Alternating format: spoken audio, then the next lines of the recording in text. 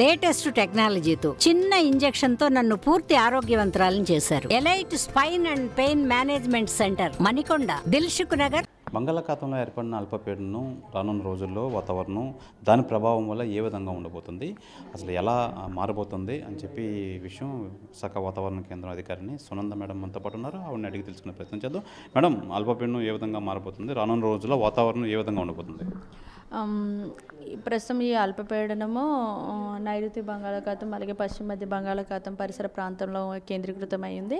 రానున్న 2 రోజుల్లో మరింత బలపడి వాయుగుండంగా మధ్య బంగాళాఖాతంలోనికి వచ్చే అవకాశం ఉంది. ప్రస్తుతం ఇది ఈ రానున్న 2 రోజులు కూడాను ఈశాన్య దిశగా కదులుతుంది. ఈశాన్య దిశగా కదులుతున్న కారణం చేత మొత్తం మన క్లౌడ్ బ్యాండ్స్ అన్నీ కూడాను మధ్య బంగాళాఖాతంలోనే కేంద్రీకృతం అవుతాయి.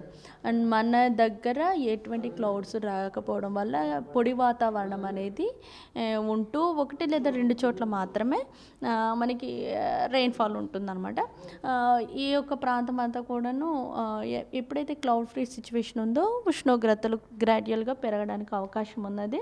ఎక్కడైతే ఉదయం అంతా కూడాను కొంచెం టెంపరేచర్స్ ఎక్కువ ఉంటాయి, ఉష్ణోగ్రత తీవ్రత కూడా ఎక్కువ ఉంటుంది. సాయంత్రానికి అక్కడక్కడ 1 లేదా 2 చోట్ల క్లౌడ్ డెవలప్ అయ్యి మనకి తేలికపాటి వర్షం 1 లేదా 2 చోట్ల ఉంటాయి. ఎక్కడైతే ఈ క్లౌడ్స్ డెవలప్ అయ్యి ఉంటాయో అక్కడ ఉరుములు మెరుపులతో కూడినటువంటి జల్లులు పడే అవకాశం ఉంది. ఉరుములు మెరుపులు ఉన్నప్పుడు ముందు ఈదురుగాలులు ఉంటాయి. ఈదురుగాలుల యొక్క వేగము గంటకు 30 నుండి 40 వరకు ఉండే అవకాశం ఉంది. సో రిమైనింగ్ ప్రాంతం అంతా కూడా ఎక్కడైతే ఈ యొక్క క్లౌడ్ గనక లేక ఉన్నట్టు ప్రాంతాల్లో అయితే టెంపరేచర్స్ మరి కొనసాగుతాయి. లాస్ట్ 1 వీక్ కూడాను వచ్చిన వర్షాల వల్ల చాలా ప్రాంతాల్లో సాధారణం కన్నా తక్కువ ఉష్ణోగ్రతలు నమోదవుతూ వచ్చినాయి.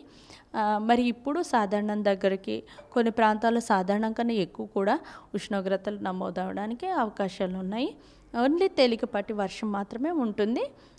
ఇంకా వన్స్ వాయుగుండంగా ఏర్పడిన తర్వాత ఇంకా వెదర్ ఎలా ఉండబోతుంది అనేది కూడాను స్పష్టమైనటువంటి అంచనాలు అయితే వస్తాయి.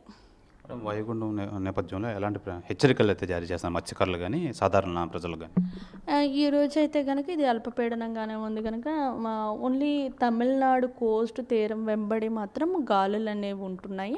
అక్కడ మాత్రమే హెచ్చరికలు జారీ చేయడం జరిగింది. అండ్ ఇది వాయుగుండంగా అయినప్పుడు ఓన్లీ మధ్య బంగాళాఖాతంలోనే సీ అనేది రఫ్గా ఉంటుంది, అంటే అల్లకల్లోలంగా ఉంటుంది కనుక ఈ ప్రాంతంలోనికి మత్స్యకారులు ఎవరు కూడా వెళ్ళరాదు. షిప్స్, బిగ్ షిప్స్ ఏవి కూడా ఈ ప్రాంతంలోనికి వెళ్ళరాదని ఇప్పటికే హెచ్చరికలు జారీ చేస్తున్నాము. సో త్రూఅవుట్ ద పీరియడ్ ఈ ప్రాంతం అంతా కూడాను ఎవరిని ఈ ప్రాంతాల్లోనికి వెళ్ళొద్దని హెచ్చరికలు ఇప్పటికే జారీ చేయడం జరిగింది. అంటే ఇప్పుడు ప్రస్తుతం తక్కువ విండ్స్ ఉన్న గ్రాడ్యువల్గా ఇది వాయుగుండమైన క్రమంలో గ్రాడ్యువల్గా విండ్స్ కూడా పెరుగుతాయి.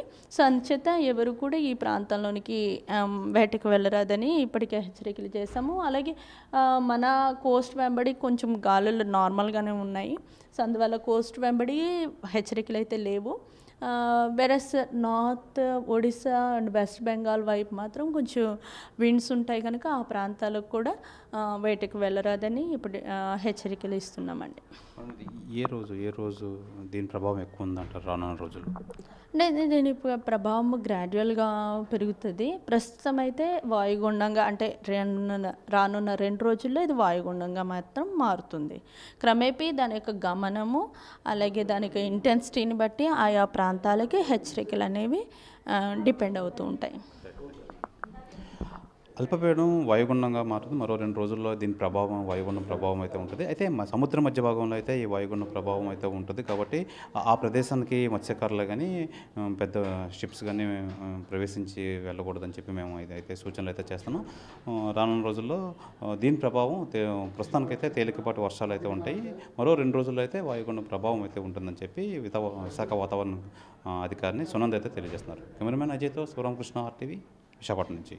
మరిన్ని వీడియోస్ కోసం ఛానల్ ని సబ్స్క్రైబ్ చేయండి. లేటెస్ట్ అప్డేట్స్ కోసం వాట్సాప్ ఛానల్ ని ఫాలో చేయండి. అండ్ లింక్ డిస్క్రిప్షన్ లో ఉంది.